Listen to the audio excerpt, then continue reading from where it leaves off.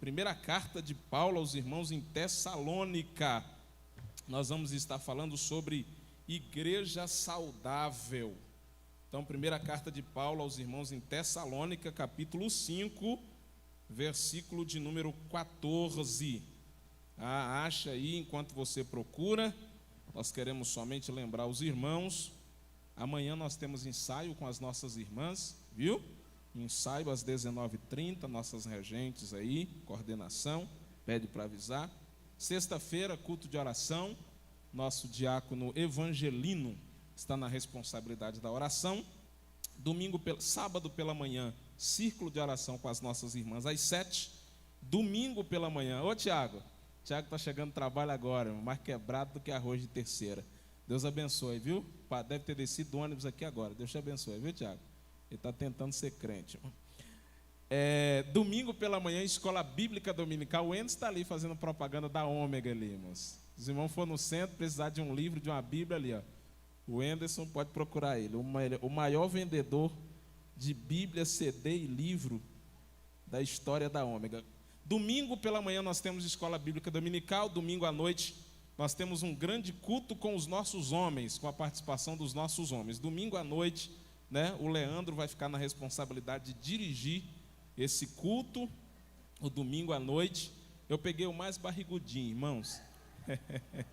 Brincadeira, viu, irmãos? A gente brinca assim, é porque a gente tem essa liberdade, viu, irmãos? Mas ele está bem, ele está em forma, ele está em forma. No domingo à noite, nós temos... E aí, a partir desse mês, as nossas crianças...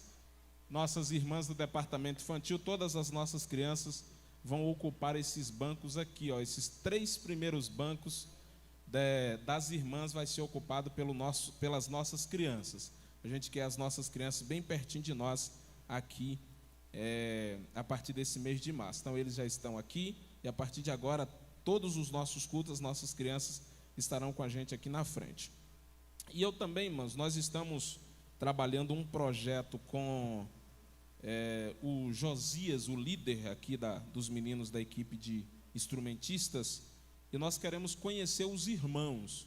Você que toca teclado, contrabaixo, bateria, sei lá, harpa, nós estamos combinando um dia para conhecer você que não está tocando aqui ainda, mas que toca, nós queremos conhecer você, e nós vamos tirar um dia para nós sentarmos e conversarmos a todos os nossos irmãos que estão chegando, ou que faz parte, que já sabe tocar, ou também que tocava em outras congregações. Nós queremos conhecer você, e esse projeto nós estamos trabalhando com os meninos aqui, dos instrumentistas, para que todos estejam envolvidos e trabalhando. Amém, irmãos?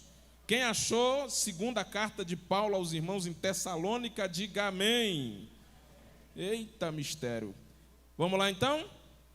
Diz assim: exortamos-vos também, irmãos, que admoesteis, primeiras Tessalonicenses, viu, irmãos? Primeiras Tessalonicenses 5,14. Eu falei segunda agora, não foi? Mas primeiramente eu falei primeira Tessalonicenses. Então é isso mesmo. Segundas Tessalonicenses não tem 5, tá, irmãos? Então foi um teste para ver se vocês estavam mesmo cientes de Bíblia. A gente tem que aprender a se safar de uns negócios, né, irmãos? 5,14 de primeira carta aos irmãos em Tessalônica. Exortamo-vos também, irmãos, que admoesteis os insubmissos, consoleis os desanimados, sustenteis os fracos e sejais pacientes para com... Pois é. Deus abençoe Jéssica e Neemias. Irmãos, houve um tempo, irmãos, que para você abençoar os cantores, você comprava CD. Tinha uns que era melhorzinho, era R$10. Tinha um que era R$15. Hoje você não paga nada, irmãos, para abençoar Jéssica e Neemias. Você pode só entrar no YouTube, com a internet que você já tem, clicar lá no curtir, se inscrever no canal deles, e você já está abençoando a Jéssica e o Neemias ali. Ele não gastou nada além da sua internet, é claro que você já paga. Então abençoe os nossos irmãos, que são pessoas nossas, são aqui de Ribeirão das Neves, congregou muito tempo com o pastor Bicalho ali no São Luís, né? são obreiros, né? Já descobrimos isso. Então os irmãos abençoem. Vamos lá. Nós falamos com os irmãos que durante esse mês nós estaremos falando sobre igreja saudável. Igreja saudável. Para ser sincero com os irmãos, eu queria muito poder ministrar. Eu tinha até comentado com alguns irmãos que nós íamos estar ministrando sobre batalha espiritual, devido a uma necessidade. Só que Deus tem falado muito comigo dentro desse texto e também devido às muitas necessidades que nós temos, nós deixamos a batalha espiritual um pouco mais para frente, quando Deus nos permitir, e vamos começar essa temática de igreja saudável. E eu gostaria de desafiar os irmãos para estar conosco aqui estas quartas-feiras, porque nós vamos apanhar muito, desde eu como pastor, a todos nós que estamos envolvidos e somos igreja de Cristo. E também porque quando a gente chegar na última quarta-feira, que é dia 31 de março, eu quero fazer 3 perguntas para os irmãos, mas eu quero fazer no dia 31. E eu gostaria que você estivesse aqui, porque eu vou querer que pelo menos 3 ou 4 pessoas me respondam com toda sinceridade essas 3 perguntas que eu vou fazer. Mas hoje nós vamos dar uma simples introdução sobre igreja saudável. Olhando aqui, olhando para a nossa geração e para o nosso tempo hoje, com todos os recursos, com todos os aparatos, com recursos financeiros que nós temos, era para nós estarmos vivendo um tempo de igreja em crescimento e amadurecimento. Com tudo que nós temos ao nosso dispor, né? Nós temos um aparato de som maravilhoso, nós temos instrumentistas, São Francisco sempre teve, mas eu falo não só visando a congregação do São Francisco, mas em muitos outros lugares. Nós temos excelentes ministros, estudiosos, doutores, pregadores eloquentes. Nós temos tudo, na verdade, para dizermos assim, somos uma igreja saudável. Porém, esta não é a verdade que está embutida no nosso dia a dia. Não são poucas as igrejas, os ministérios que se submetem a imersões teológicas, a seminários, palestras, momento coach e mais um monte de coisa, para tornar a sua igreja uma igreja de destaque, uma igreja decente e uma igreja que prospera em todas as áreas. Mas constantemente a gente percebe que nós, indo de igreja em igreja, passando em alguns lugares e também vivendo a realidade da mídia em que nós temos tanto acesso hoje, nós percebemos que nunca se houve um tempo de tantas igrejas doentes no Brasil e no mundo como as que nós vivemos hoje, ou como a que nós vivemos hoje.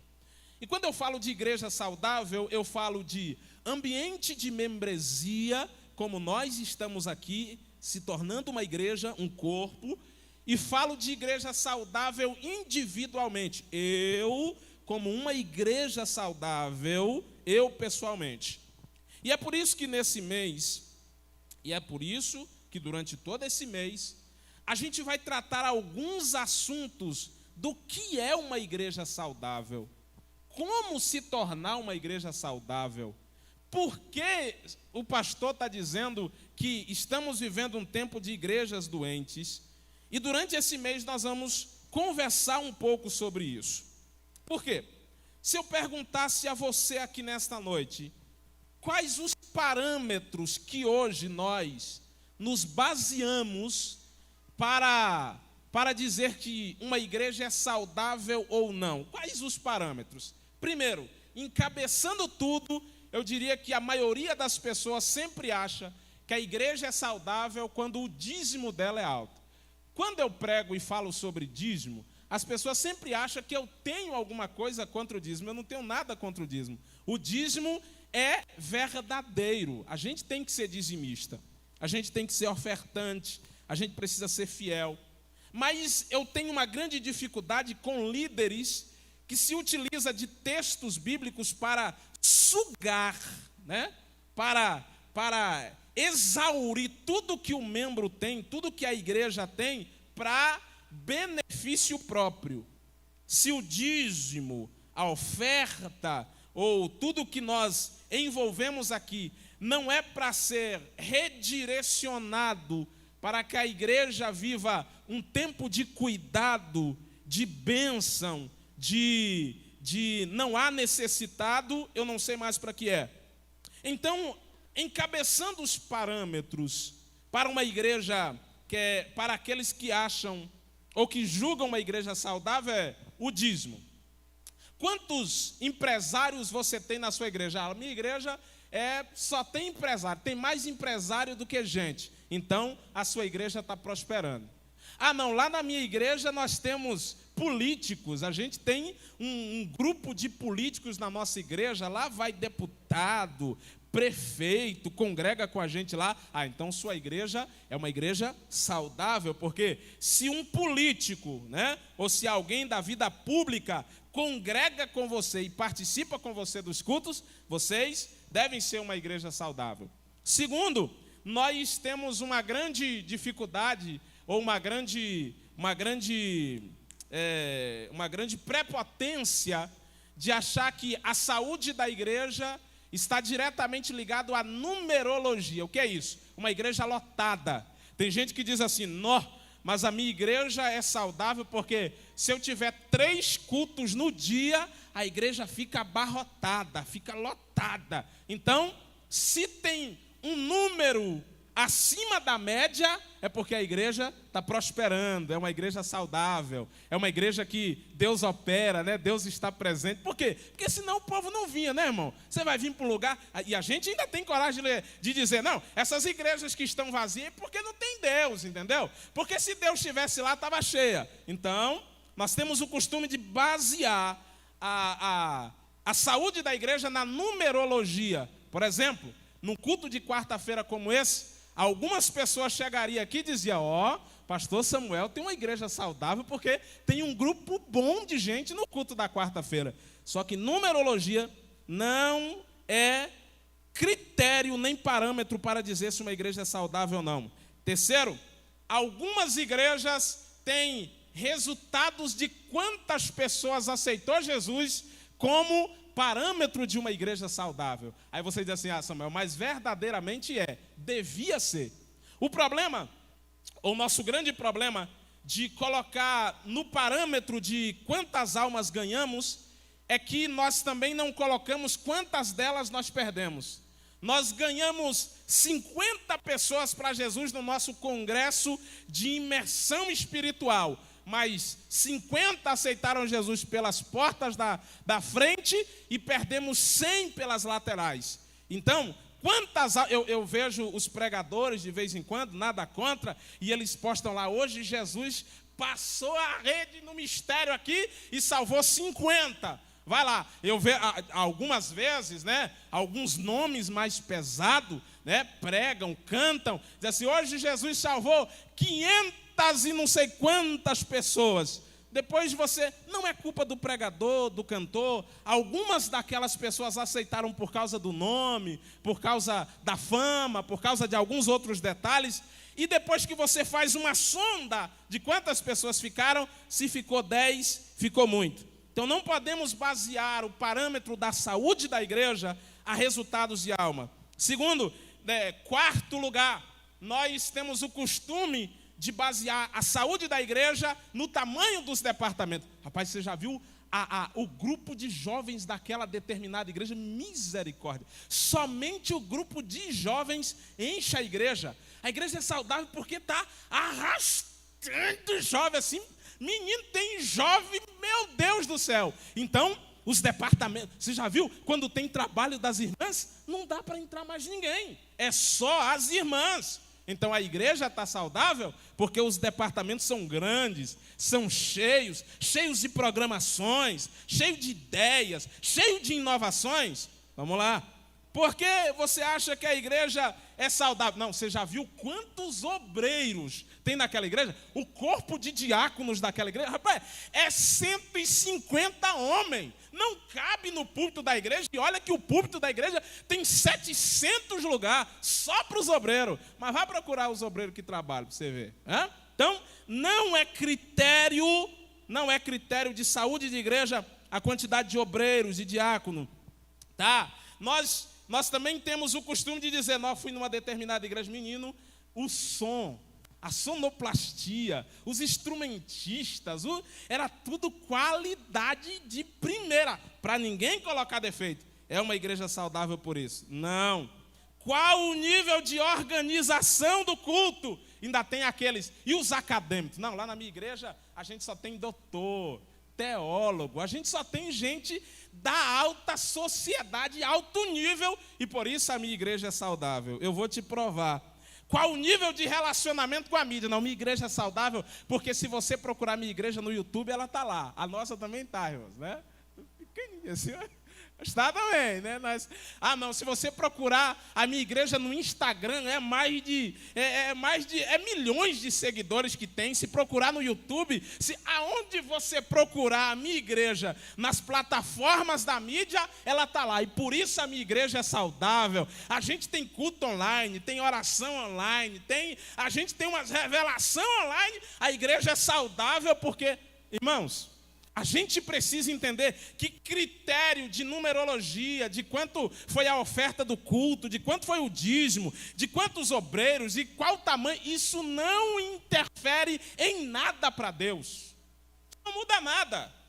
Deus não está interessado em quantas mil pessoas se assentam para ouvir o seu sermão, criado de alguma forma para sustentar o ego do povo. Deus não está nem aí para isso, meu irmão.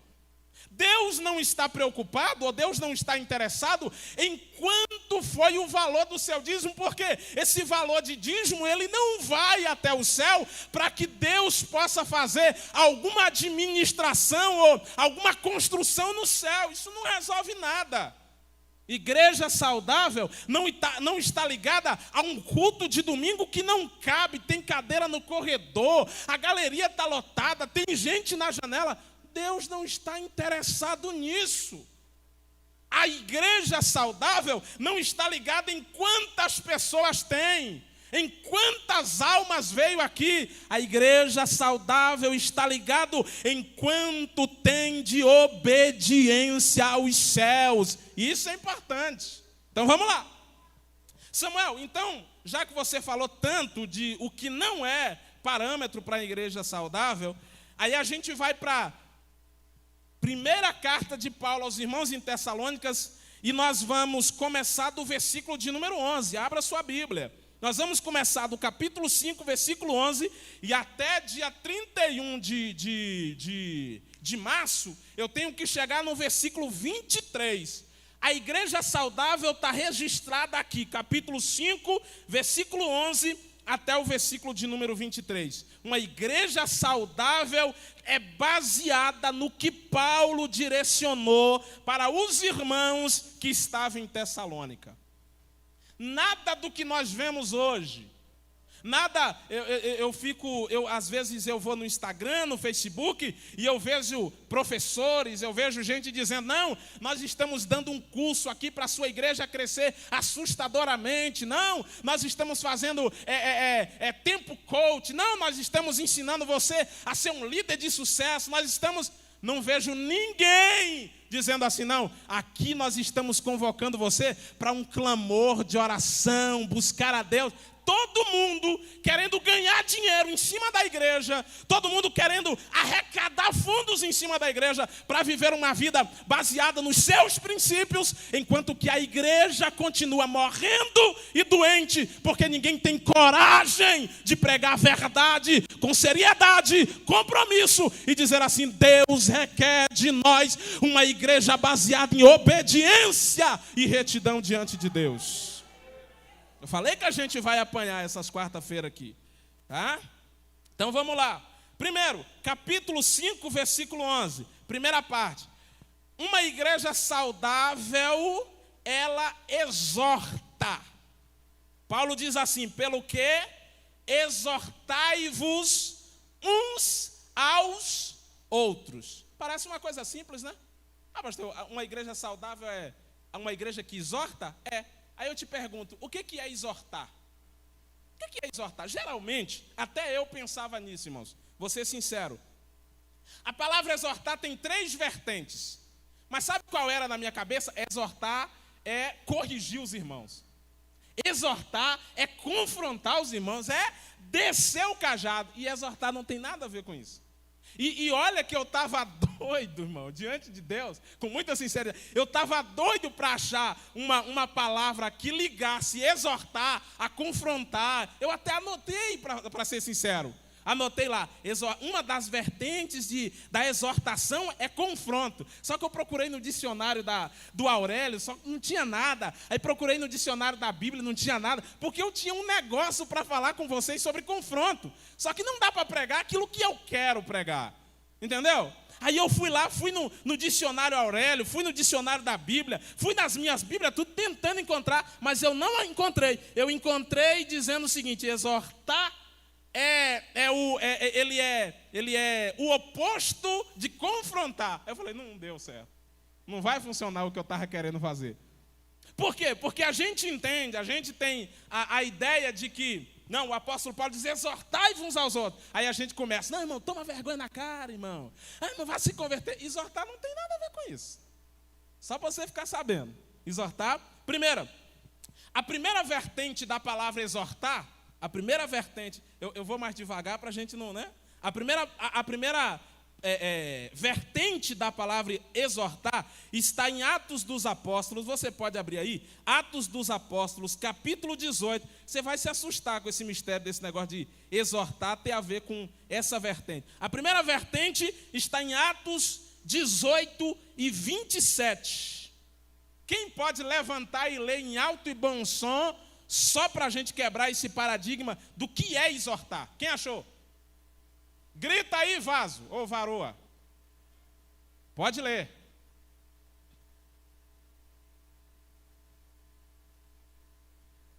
(18 e 27 de Atos dos Apóstolos).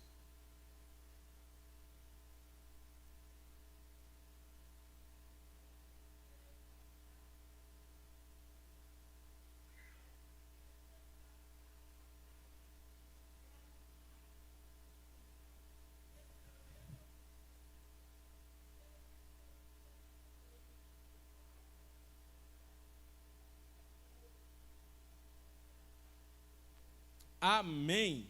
Olha lá. Querendo ele passar a Acaia, animaram-no os irmãos. A primeira vertente da palavra exortar é animar e incentivar. Não tem nada a ver com o que muitas vezes eu mesmo já preguei. Não tem nada a ver. E olha que eu procurei, irmãos, diante de Deus. Eu procurei. Passei uns dias procurando, para ser sincero. E hoje à tarde ainda procurei. A Bíblia diz que, querendo ele passar a Acaia, aí os irmãos exortaram ele. Como assim exortou? Animou eles, dizendo, não, vai mesmo. Você está indo fazer a obra? Vai mesmo. E outra coisa, como você está indo e eu não posso ir, eu já vou mandar carta para os discípulos que estão lá, para receber você e dizer, ó, o homem que está chegando aí é homem de Deus, deixa o homem trabalhar. A primeira vertente da palavra exortar é você incentivar alguém. Uma igreja saudável entende isso. Agora, uma igreja doente é totalmente o contrário. O irmão diz assim, rapaz, Deus tem tocado no meu coração e eu vou começar a fazer. Eu queria ver com o pastor se o pastor me liberava a fazer umas orações matutinas. Eu estou com isso no meu coração, irmão. Estou falando porque isso já está no meu coração. Fazer umas orações matutinas. Aí ele vem. Primeiro, líder doente. Diz assim, não, irmãos. Precisa disso não. Pode não. Chega com esse negócio de igreja aberta. Não. E os outros? Diz assim, é porque está querendo ser mais santo. quer dizer que ora mais do que todo mundo, aí fica aí, ó. Por isso que está pedindo para orar. Não, irmão. A primeira palavra, não, e depois ainda chega na igreja assim, exortei o irmão, ora. O irmão estava querendo marcar o tal de uma oração às 7 horas da manhã, mas palhaçada, rapaz, me tirar da cama às 7 horas. Não, ele não te chamou não, meu irmão. Ele falou que ele ia marcar a oração e ele ia vir orar. Você não precisa vir. Mas aí a igreja doente entende o seguinte, não, ele vai fazer assim, ele vai tomar meu cargo. O pastor vai orar que ele está orando e vai me tirar de lá e vai colocar. Irmão, isso é igreja doente, irmão. Porque uma igreja saudável diz assim, não, irmão, isso aí já estava no meu coração, vai. E outra coisa, quando tu for falar com o pastor, eu vou também. Porque eu vou dizer para o pastor o seguinte, ó pastor, e ele vai vir e não vai vir sozinho não, porque eu vou vir também. Então exortar é você incentivar alguém a fazer alguma coisa para Deus. É você incentivar alguém, dizer assim, ó, já que tu está querendo, já que nasceu no teu coração o interesse de fazer alguma coisa para Deus, eu vou te ajudar. Eu vou orar com você também. Ah, tu está querendo fazer 40 dias de jejum. Ó, 40 dias eu não aguento não, mas no primeiro dia eu vou jejuar com tu. Depois, os 39 tu se vira, varão, porque eu só aguento um, tá bom? Mas a ideia de exortar, por que eu achei interessante, e é por isso que é tão bom a gente pesquisar, eu achei interessante as vertentes do exortar. É porque todas as vezes que a gente fala sobre, e o irmão exortou o outro, a gente diz assim, ó, o pastor exortou fulano, desceu a ripa nele, é por isso que ele está triste. Não, irmãos. De repente o pastor exortou dizendo, incentivando. Às vezes eu falo com os meninos, vocês fazem melhor do que isso. Não é porque eles estão fazendo ruim não, irmãos. É porque eu sei que se eles quiserem, eles fazem mais. Às vezes eu chamo os líderes aqui e digo, irmãos, vamos nos doar mais, vamos ir mais, vamos nos sacrificar mais, vamos fazer mais para o reino, vamos servir mais a Deus. Isso aqui não é cobrança, é incentivo, dizendo Deus é contigo, Deus é conosco, e se a gente se esforçar, Deus vai dar vitória, Deus vai nos ajudar, Deus vai prosperar. Isso é incentivo, e é exortar. Exortar, Atos capítulo 18, versículo 27. Segunda vertente, Apocalipse capítulo 3, versículo 18. O tempo já está acabando ali, acho que nós vamos ficar só no exortar aqui hoje. Outra coisa interessantíssima que eu quero compartilhar com você de uma igreja saudável. Quem achou, pode ler aí somente a primeira parte, até o refinado. 3:18 de Apocalipse. Se levanta e grita, só até a palavra refinado. Quem achou? Grita, pastor Eduardo. 3:18. Aconselho que de mim compres ouro refinado no fogo, para que te enriqueças, e vestes brancas, para que te vista, e não seja manifesta a vergonha da tua nudez, e o colírio, a fim de ungires os teus olhos, para que vejas. Só a primeira parte. Aconselho-te.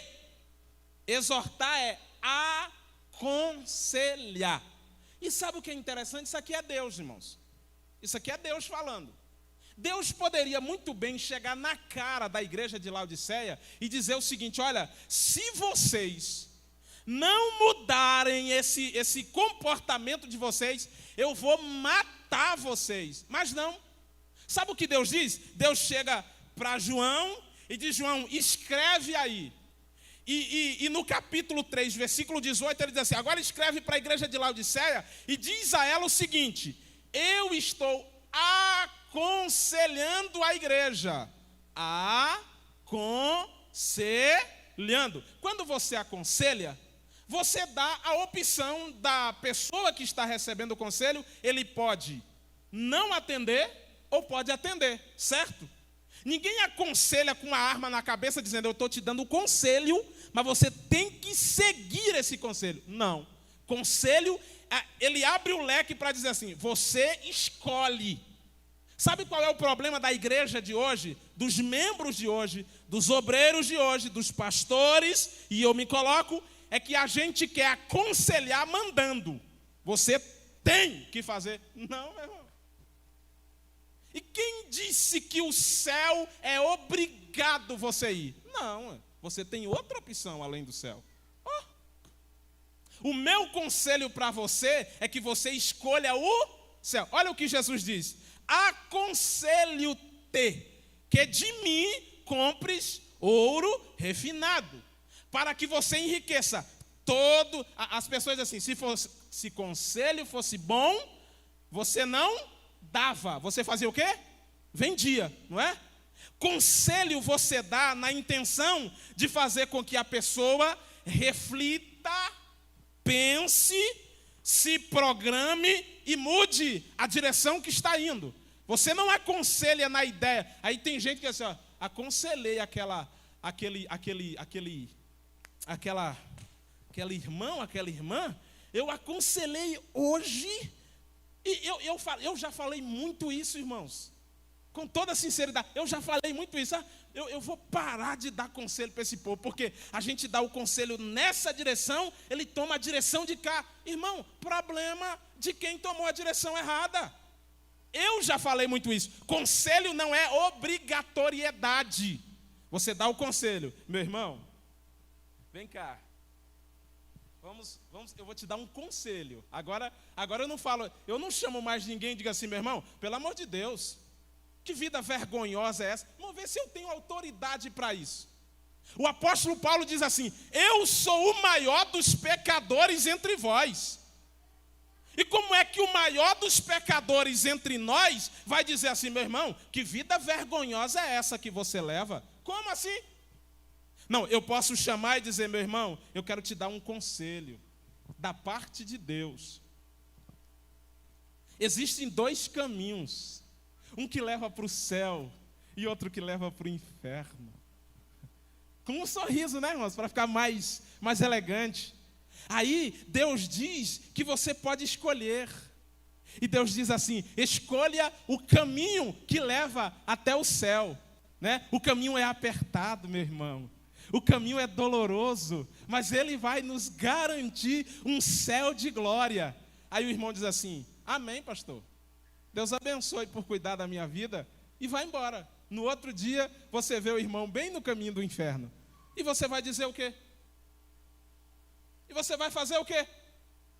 Ah, não, eu não vou. Não, irmãos.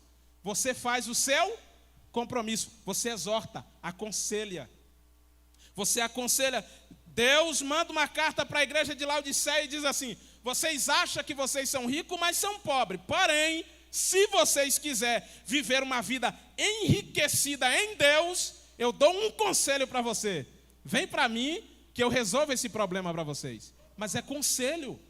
Irmão, para com esse negócio de achar que você tem a obrigatoriedade de levar alguém para o céu. Não! O pastor de vocês não é obrigado a chegar lá no